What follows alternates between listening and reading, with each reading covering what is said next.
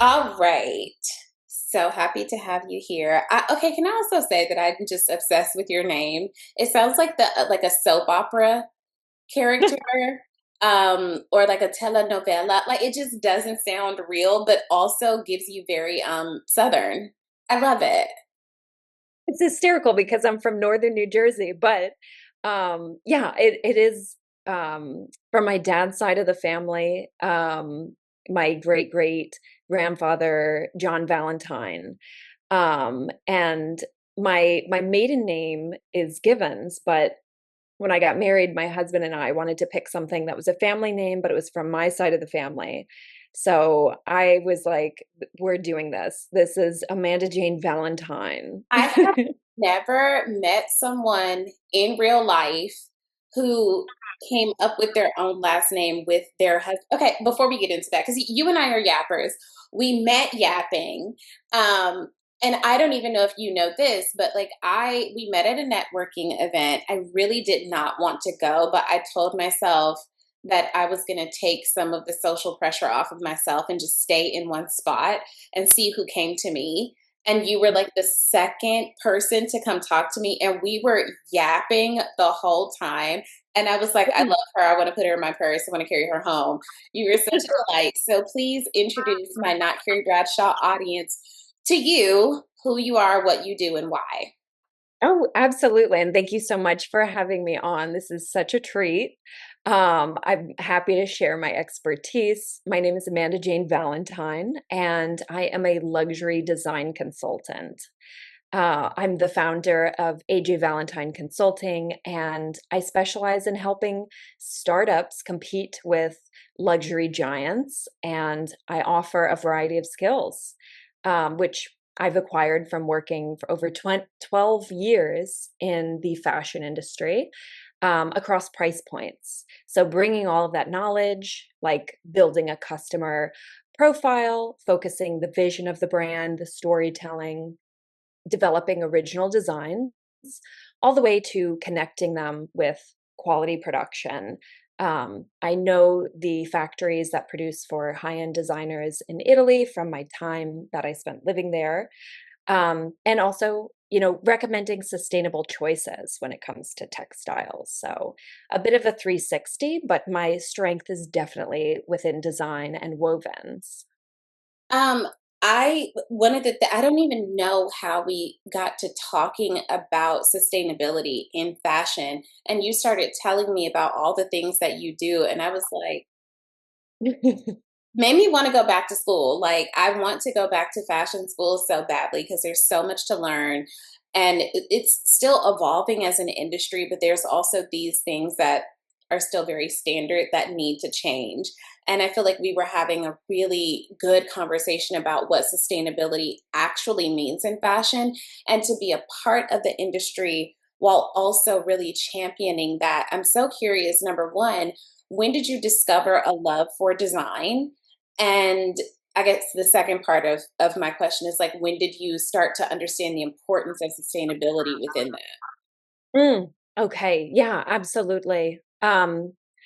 Well, it goes very far back to the beginning. I had strength in fine arts as a child, and I would draw comic books.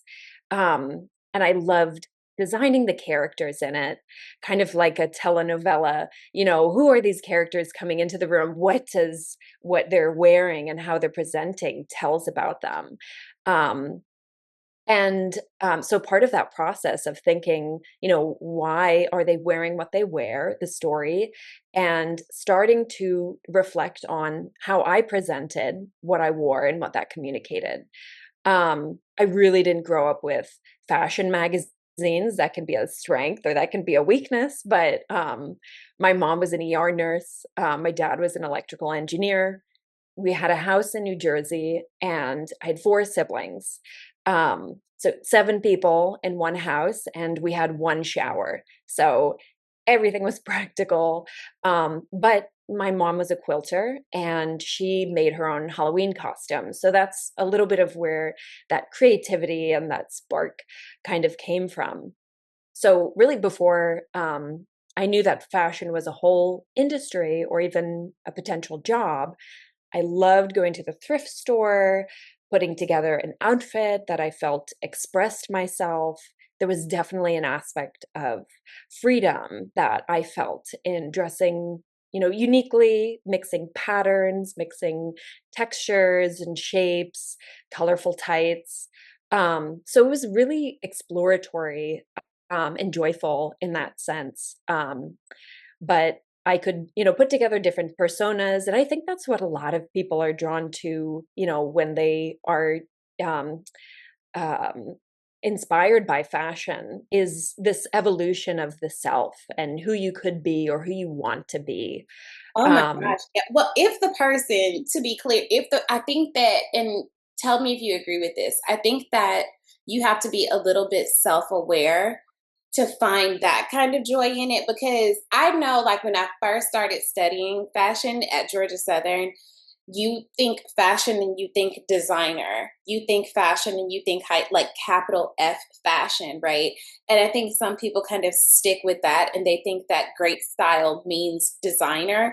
But I always tell people, especially if I'm styling someone, like one of my current styling clients, I'm like, we can't put you in just anything. It has to like embody, you know what I mean? Like, and I just think that in order for someone to actually go on a fashion journey of like self-expression, you have to have like a little bit of self-awareness, right? Oh, 1,000,000%. I think all of it is self-awareness. And we see this with celebrities that have stylists every day.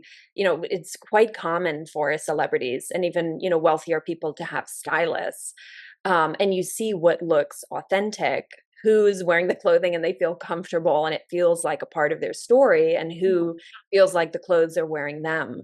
So 1,000,000%. I think that was definitely a benefit of how I grew up, was quite sheltered from the fashion industry in general. So the play of it, the storytelling, was a huge aspect of my understanding of fashion, and still continues to be at the heart of it. So when people are developing their own sense of style, it's almost like, if you have access to internet, or you have a habit of staying up to date on trends, it's almost something you have to work against, Yeah. develop personal style. Yeah.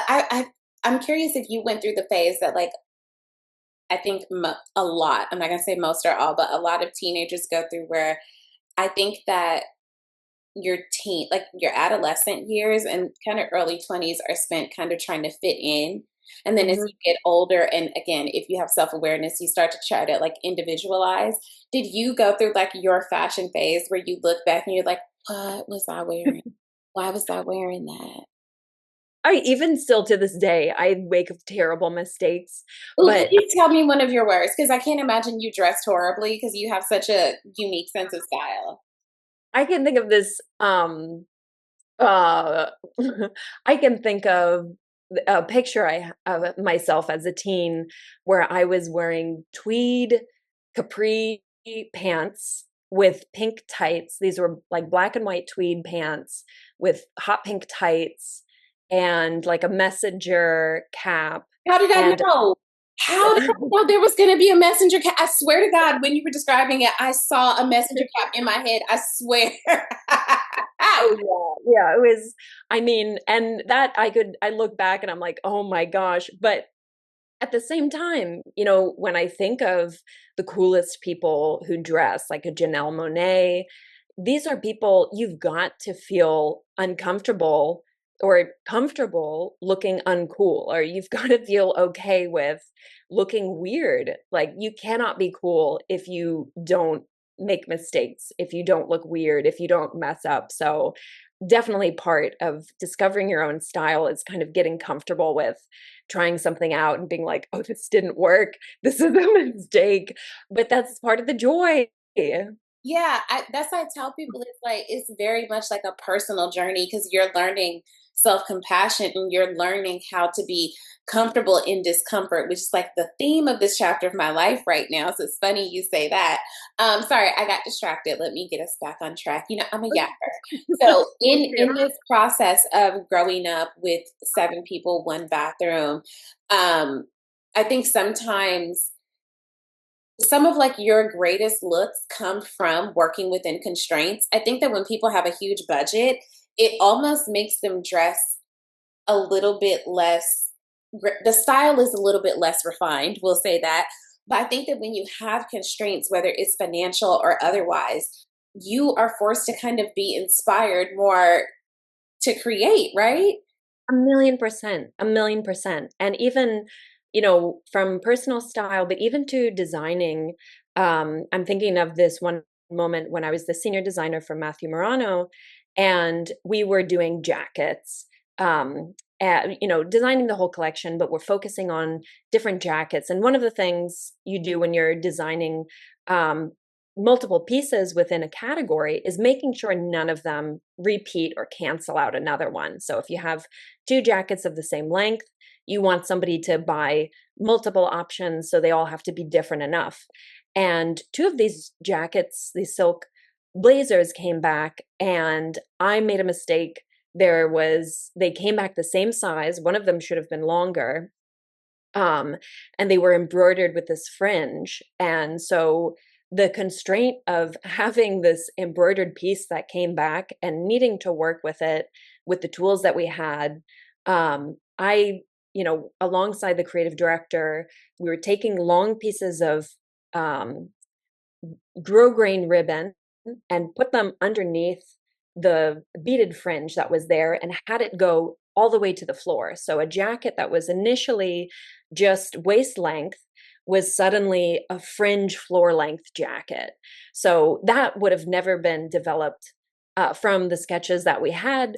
And suddenly this was one of our favorite pieces. And Kendall Jenner picked this garment to wear to Cannes that year too. So it was, a super hit. And that was a major mistake I remember feeling awful about because it was an expensive mistake at that. So, Yeah. um, yes, problems are, I always try to say, problems become part of the solution.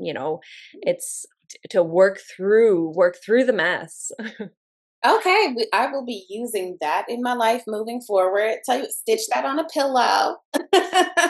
um, I'm really curious, just like how I think we're hinting at it a lot, how sustainability, actual sustainability, came to be such a significant part of even your brand identity and something that you champion as an industry insider, as an industry expert. Because so much of fashion, I think these days, especially with social media, one of the things we were talking about bleeds over into just consumption.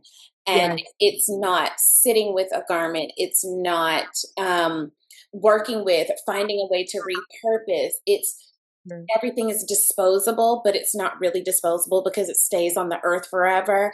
And I'm just so curious, did you have like an aha moment where you were like, something about this isn't right and I want to adjust? Like what sparked the ethos of sustainability for you? Well, I would have to say, I've had the privilege to work with luxury brands. I worked at a couture house, but those generally don't pay as much as a fast fashion and the mass market does. People don't realize that, because that was another thing that you and I talked about. I interned at Oscar de la Renta and it was like an illegal internship. I didn't get paid, I didn't get credit, and those people wouldn't even respond to emails for like references after I left. Then working at Burberry, um, I couldn't even get hired full time there. It was like a long term temp position. And then Coach was the first time that I really made a livable wage working in fashion. Like, people don't realize that the more exclusive, the more luxury, that means they have fewer customers. So they don't have quote unquote as much to pay employees. It's true. It's true. And that's where a lot of the nepotism comes into play, where it's like who has the ability to maintain a lifestyle. And there is also an expectation to dress up for these jobs as well. I was quite fortunate to be able to commute from the house that I grew up in from Jersey, and sleep on friends' mattresses when we had late nights because, I could go back normal hours. I think the latest train was at 10 p.m. But if we were having a night later than that, I had to find a place to stay in the city. So there's a lot of privilege that comes along with even being able to maintain working at those jobs too, for the peanuts that they give people. You're so right about that. But so, having worked in the industry for some time and then getting an opportunity for a livable salary at a fast fashion brand, it wasn't until I had the opportunity to peek inside, because that I realized that there was this sustainability issue. Because with luxury houses, there's much less consumption. You're working in this artisanal style. It's quite ethical in a lot of different ways. Um, but it wasn't until that I started working at a fast fashion house that I saw the waste problem firsthand. And when communicating that with superiors, just how little they really cared. And seeing that this is just a drop in the bucket. This is just one brand. This isn't even one of the mass market powerhouses. And there is trash island that exists in this world. There's a floating island of trash that keeps getting bigger and bigger. Our landfills in the United States are filling up. And from there, the solution is dumping in the global south. So there are countries that are just forced to take our waste, our overconsumption, and it piles up on their beaches. So it became, having worked in the mass market industry, a realization from the inside out. And it's sad because a lot of companies do greenwash. They'll kind of create these pillars on their website and move the goalpost.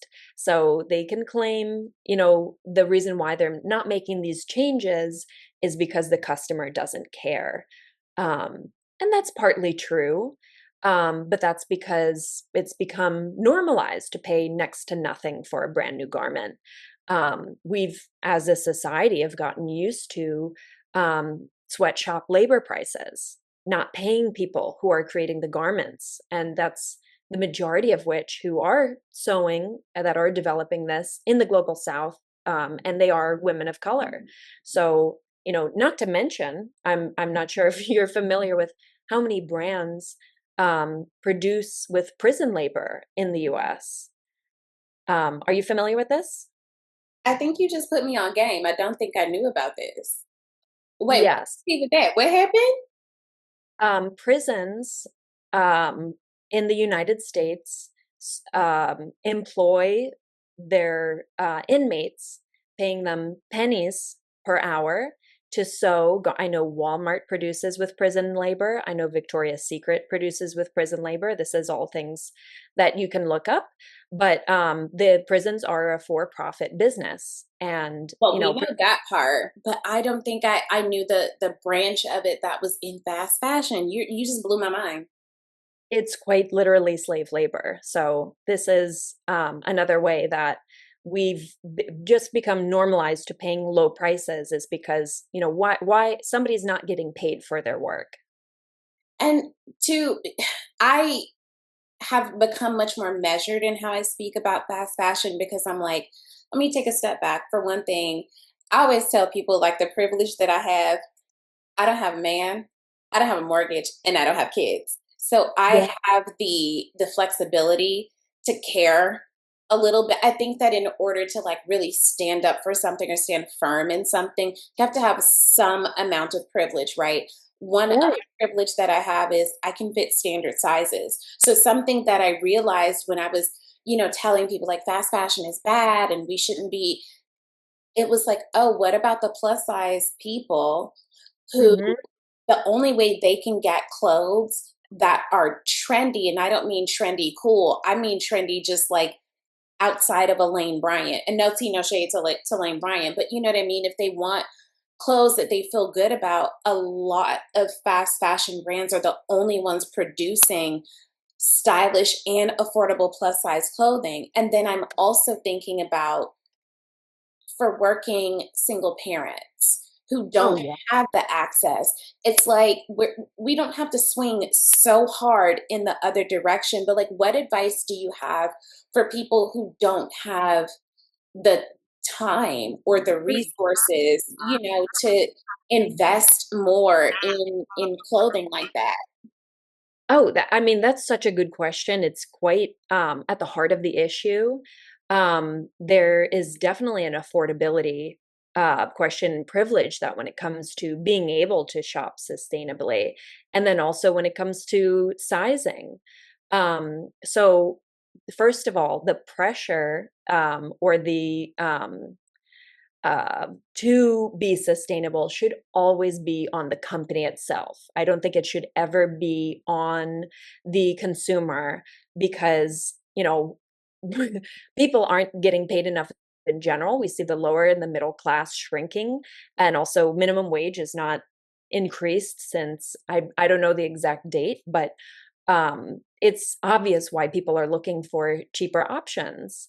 So yeah, our choices do matter. Let's not forget that. But when there is enough of us to create change, can happen. But the pressure should always be on the companies, not the individual consumer. Um, and my partner, he's plus size. He's 6'6", over 300 pounds, and he'll walk into a store and they will just say, "We don't have your size. We don't." And even with thrifting, I love thrifting. It's something that's near and dear to my heart because it's what I grew up with. But he's quite confident that he's not gonna find anything.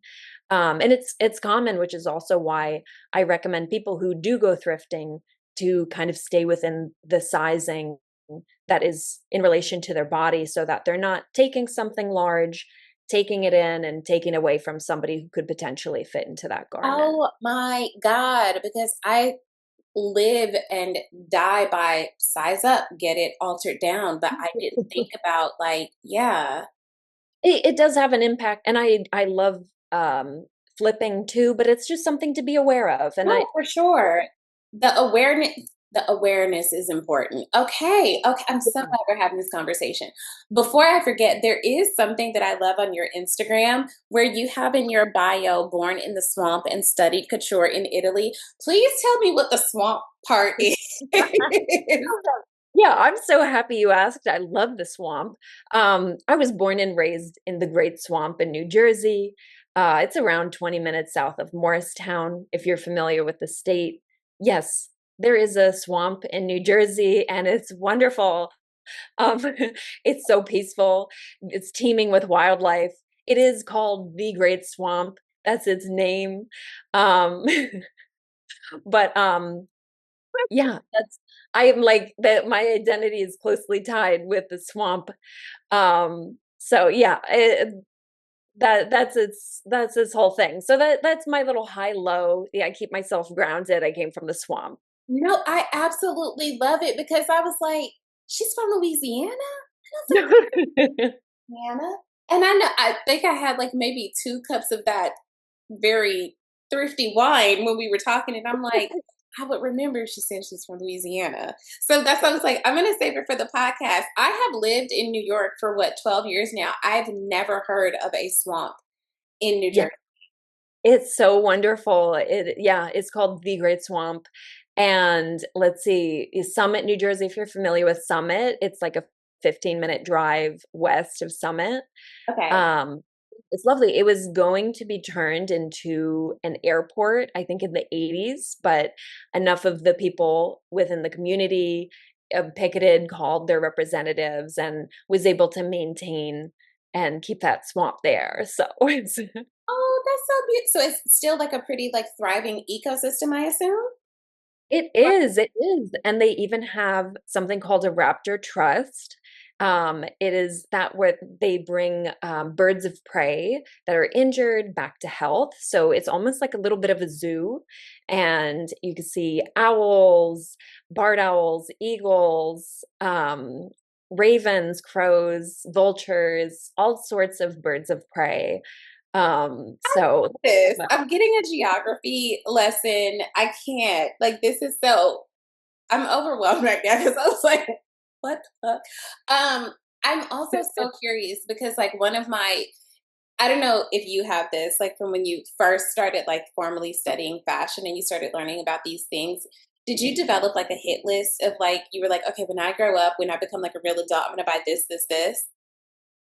Oh, I don't know. I'm not sure. I think um I'm not sure. I mean, I can't lie. I did love Vivienne Westwood. I was like, oh, I want Oh, to have her corsets. I love those corsets. oh my, that is on my list. That's on my list. And I also want to like go to Italy. I want to get like a pair of shoes made in Italy because I've heard of how, like the French are known for fragrance and like, China and silk, that. And so for me, it's been like Italian leather. And I have said I wanted to like go to Italy and get like fresh off the factory floor kind of situation. So I'm so curious about like what your education was like in Italy.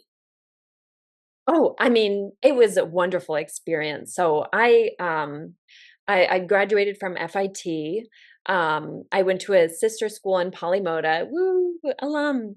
And I ended up staying in Italy. I got some small odd jobs with designing while I was still there in university, and decided that I wanted to stay. I had much more potential, much more of a learning experience there. I also, super side note, I also had a proposal from an Italian man, so I was able to have a legal way to stay and work, which I was like, why would I? I'm not currently married with him. It was a little crash and burn situation, but hey, I was able to stay in Italy. Development. It's gonna make the memoir a bestseller. Yeah. I love it. We have to meet for drinks, and you have to tell me all about that offline. Oh yeah, yeah, Okay. it's messy. As it should be, right? Um, so I was able to stay there. I ended up attending an Italian tailoring and pattern making school called Carlo Secoli. Sabato Di Sarno, the creative director or the ex-creative director of Gucci, is a laureate from there. And so after going to FIT, I felt like, it was a lot of creativity, but my work would still look like student work. And I was like, I want to know how to really, really make something professional. So I spent 2 years studying, and the classes were in Italian too. So it was like 8 hours every day. My head was exploding. But from there, I got my first job in the industry at a couture house called Raffaele Curiel. So really interesting old atelier. This was her mother founded the spot, the brand in the 1950s, and it was the first Italian brand to be sold at Bergdorf Goodman. So very old. One of the clients was Hillary Clinton. We made some pantsuits for her. But exactly. So it was a wonderful experience working with the in-house atelier, really understanding the slowness that goes into You just quality. unlocked the memory. I completely forgot that when I interned at Oscar, Hillary Clinton came for a fitting at Oscar de la Renta. I completely forgot about that until you just said that. Oh my God. Yeah. Mhm. Hmm. Yeah, that so having that experience in Italy was fantastic. Being able to see the production.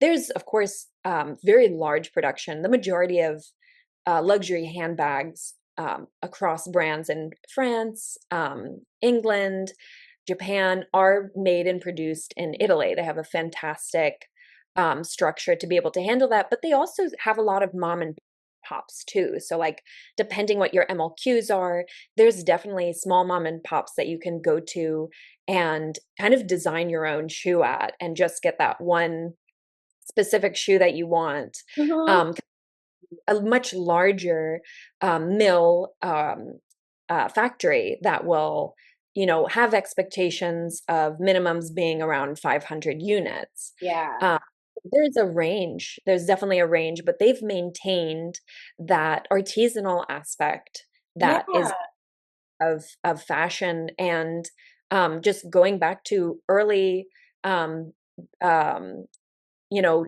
dressing ourselves is such like a ritual. It's so tied to our humanity. So that's another thing that it makes me quite passionate about it, is the humanity that goes into dressing and reclaiming that with mending, with learning how to sew, and certain skills that have, quite literally been stolen from us. I So, I think it's also something, you can learn so much to your point about human behavior when you look at the industry, when you look at fashion trends, and something that I think shows up a lot, of course, because it shows up in everything, is patriarchy. The way that people don't look at this very integral part of the human existence, which is clothing. It counts so much, not only for how we present, but just how we live. You have to protect yourself from the elements, right? But that's considered women's work. But then overwhelmingly, a lot of creative directors are men. And it's like the same thing in like food, right? mm, Cooking is women's work until it becomes professional and all your top chefs are men. So I think even zooming out, right? And you can just like kind of look over, the industry to just see like how much these kind of like patterns show up over and over again. And every time there's like a new creative director appointed, I'm like, they're all mhm. white men. Why are they all white men? Okay. Like, They sure are. It's um, always and I same idea to push around. You know what I mean? Like, there's no diversity of thought, and I think that's why we look I don't know if you've seen this conversation on social media where people will look at, like, the Hollywood starlets from, like, the silver screen, and they're like, "Why don't people look like this anymore?" And it's like, "Oh, honey, sit down. We got a lot to talk about for a lot of reasons, okay? The Oh, quality of a lot of shit is down." oh, yeah. I mean, anything you start digging and you're like, "Why? Why? Why You do they you do look at, like, Edith Head's designs, and Mhm. you're like, "What happened?" Oh, I love Edith. I got to see, they had an exhibition of her creations in Oklahoma City, and I was able to see some of her designs. Why Oklahoma City? Well, I was living in Texas for, a couple of years, and I don't know why it was in Oklahoma City, but I mean, that was another thing I was quite surprised with spending some time in the South, is that there is so much, um, funding for museums, education, much more than I kind of assumed coming from the North, where it's like, "Oh, all of the culture is up here." Not true at all. That was quite ignorant of me. Um, I cannot begin to tell you. I have a book on my shelf right now by Charles M. Blow where he talks about how Black Americans should make a reverse Great Migration back to the American South because for Black Americans, this is the most native land to us, right? Not Mhm. calling us Native Americans before anybody's very clear. But he talks a lot in the book about how leaving the South, leaving behind these like familial roots and some of the culture that is fortunately like still there, but it's that whole thing of like, are we losing recipes kind of, question. But Yeah. anywho, back to the fashion of it all. Um, do you have like a dream house, a dream brand, a dream person that you would love to partner with? Oh, I mean, on kind of what you touched on earlier, I think the dream would be bringing back American couture, and bringing back this luxury production to the States, like reviving, and not to say Tom Brown does a fantastic job, but truly having the production, bringing back and providing jobs of where it is dignified work, it is respected work, and having that boom happen again in the States.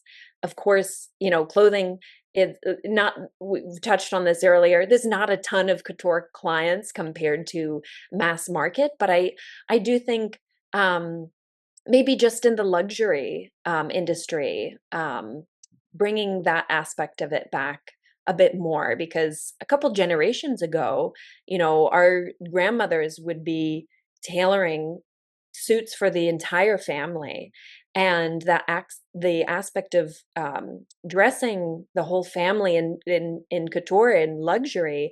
I do think um, there being a way of bringing back that idea of dressing that celebratory, that respect as a dandyism, and bringing that back, um, those jobs back to the States. That would be a dream.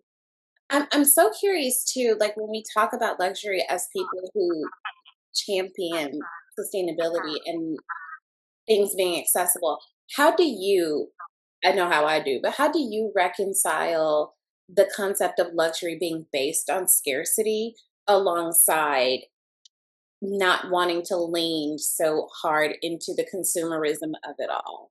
Hmm. Oh, I've struggled with that a lot, and I think the what it comes down to is I end up siding with who's making the clothing and paying them appropriately. So maybe if something doesn't have as much hand embroidery, but it's hand sewn on a machine, and it's made well and it's tailored, I think you can get a really good price point with that. But at the end of the day, I think it should be people should be paid appropriately for the work that they do, and the pricing be structured around that. Of course, when we're building a brand, you have to take into consideration paying everybody's salaries, the marketing team, and incorporating that into every piece, and that's where you get some of the inflation into it as well. But I, I've I've had to take a step away from trying to make something affordable and fit into somebody's price point compared to just making a garment, making it well, paying the people for that, and then pricing it ethically so that you're not inflating it just for the name on the label. Yeah. I feel like, especially for me as a consumer and as a student of fashion, but for you as somebody who's like at the beginning part of that production, that's a tough balance to strike because that's something that I try to explain to people. Like, don't get me wrong, some things are overpriced, but you also need to consider the human element of it all, because I don't think that people realize, and you can correct me if I'm wrong, but we're not at a place technologically where things are just 100% made by a machine. Like, there is always a person, and like that person's life matters and has value, and it's okay to pay a little bit more, a premium, a whatever. And I think luxury is also subjective, to somebody who had to thrift their shoes their whole life, if they could finally afford to buy a pair of Steve Madden's new, that to Mhm. them is a luxury. I do think that it can be a relative term, but I was just very curious of how you navigate that for yourself because it's something that I still think about, especially being a student of fashion and a fan of fashion. There are very expensive things that I hope to one day own. And I'm constantly kind of reconciling that with myself as well. So I was just curious. So, my last question. So, Okay. let's say the creative director of Vivian Westwood has reached out to you and said, "Hey, we want to make a whole line of corsets and gowns. We want your expertise. We will pay for everything. You can only bring one carry-on bag for 1 week." What do you put in the carry-on bag? For 1 week.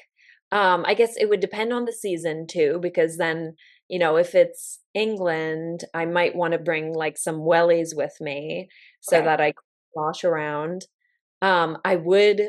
I'd want to have some styling pieces, so certain things that I could have maybe I'd bring, a tattered T-shirt, but then I'd bring that Vivienne Westwood corset that I know I could put over a dress. I could be able to make a couple of outfits. Um, let's see. Oh, I don't think I would bring any heels. I don't think I would bring any heels. I would want some sneakers. I feel like I'd be running around, I'd be getting my work done, but I would definitely have like frills on the up top. I'd want to have accessories, but I could tell I'd be so concentrated on, being able to get that work done that I would have some comfortable sneakers. I love asking people this question because everybody is like, "Fucking what?" I'm just always curious of like, what's the like? for people that are into fashion, like what are like your must-have items that you have to have with you that you will stuff in a bag come hell or high water? Like what absolutely must come with you? So that's why I'm just always it always kind of like gives me an idea of like how practical you are, how, whatever. But thank you so much, Amanda. Again, it was so lovely meeting you the first time we met. I feel like we met and fell in love, um, and would love to get together so we could talk more over drinks because I absolutely have to get the tea on the Italian lover. I need to know what happened there. So I will be hitting you up later.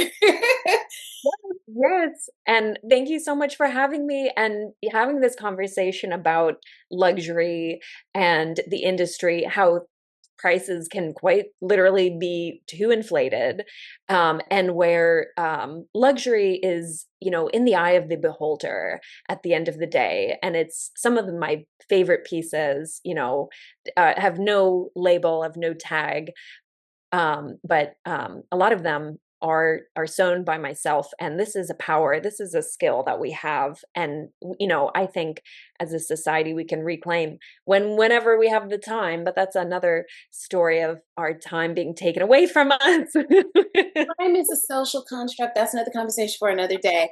Please tell the people where they can find you, where they can keep up with your work if anyone is looking for a fashion consultant. Oh, absolutely. You can find me on Instagram at Amanda Jane Valentine. And you can also see examples of my work at www.amandajanevalentine.com and reach out to me there. I will be putting links to everything in the episode description. Nobody try to write that down as if people do that these days. Anywho, thank you so much. Talk soon. Thanks so much. Take care and thank you for having me. Of course. Bye.